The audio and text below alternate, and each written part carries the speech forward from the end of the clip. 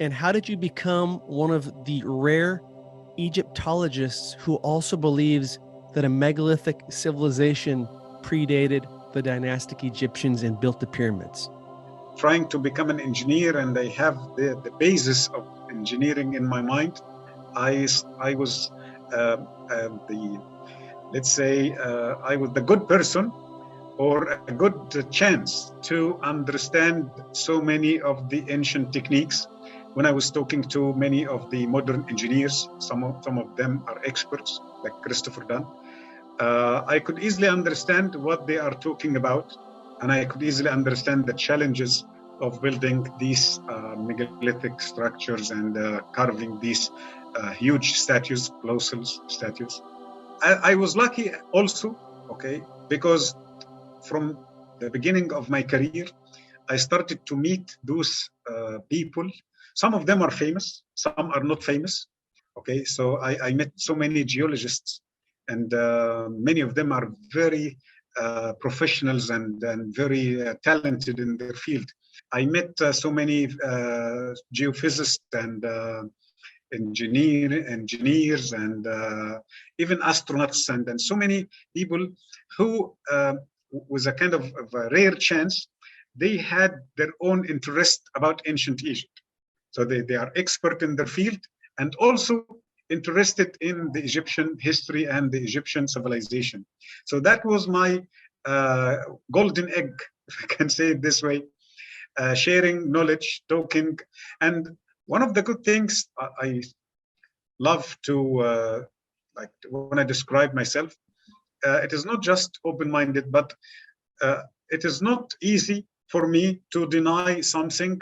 Like in academia, if you believe in one opinion, in 1 second you deny the other opinion. But I learned it a long time ago not to do this. Yes, maybe there is a kind of a theory or an opinion. I believe it in my heart, and I follow this opinion. But if someone else told me something, I never reject the whole opinion. No, I always think about it, always try to find maybe it is true.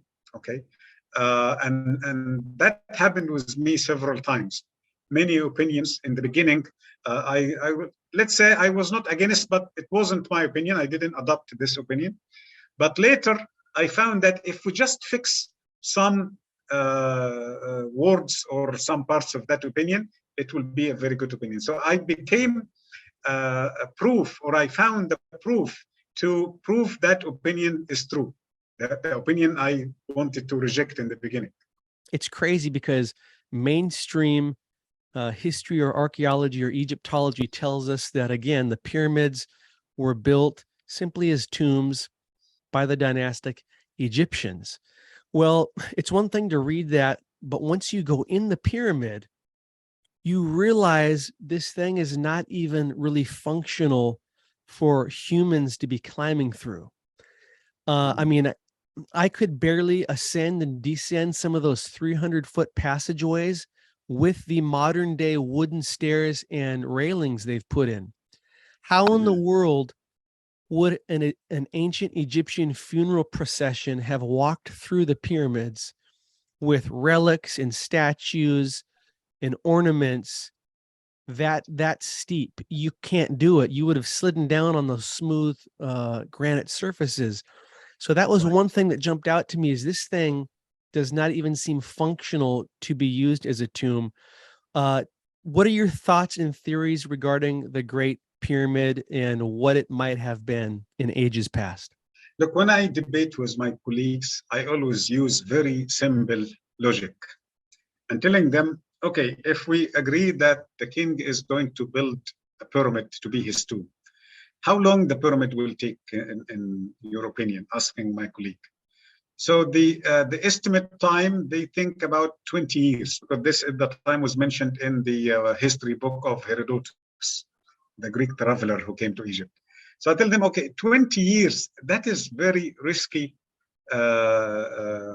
order or plan, because the king can die in any year after giving the order of the pyramid to be built. So in this case, where the king is going to be buried. and that pyramid will not be completed if the king died today and the pyramid is 50%. So no way to finish the 50% in a short time, in a week or so. Okay, and the second king is going to start his new pyramid, and the third and the fourth. So this is what I call it the impossible plan.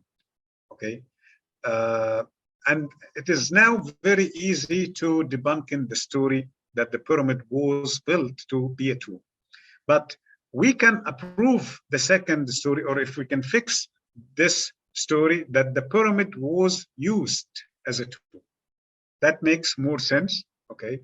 And the pyramid, and you know, I used to say that the pyramid was used as a tomb. It was a kind of the king was trying to bring or to put himself in a fancy place in a pyramid, and it's like a fancy burial.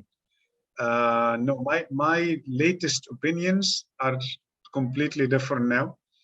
I think that the king wanted to receive the energy of the pyramid. The king wanted to cross through portals.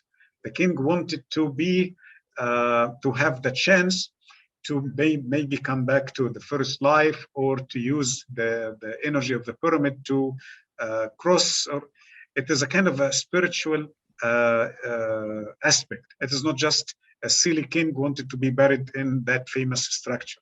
Am I guessing now? No. So I believe that they understood that the pyramid is a generator of energy. And when we say generator of energy, not necessarily this limited option only. I can tell you that the pyramid was proved to have hundreds of functions, not just one or two, many, many functions. And I believe every time we dig and search deeper, we will find more functions to the pyramid. So one of the functions of the pyramid is a place to collect the cosmic waves, and what we call it the Moan waves. And that kind of Moan waves is the one they use it now to create pictures to the interior of the pyramid. Okay, X-ray and other types of rays couldn't go through and give us a good picture of the interior of the pyramid. So I believe those kings who maybe yes, maybe not buried themselves inside the pyramid, it was a way to get a ticket to the afterlife, but not the regular afterlife. No, it was a way to explore, or to give the chance to their maybe body or soul to explore other dimensions, because that what they used to hear from the priest when the priest was explaining the energy and the power of the pyramid. So that is my idea about and this is what we feel when we do that private visit, okay?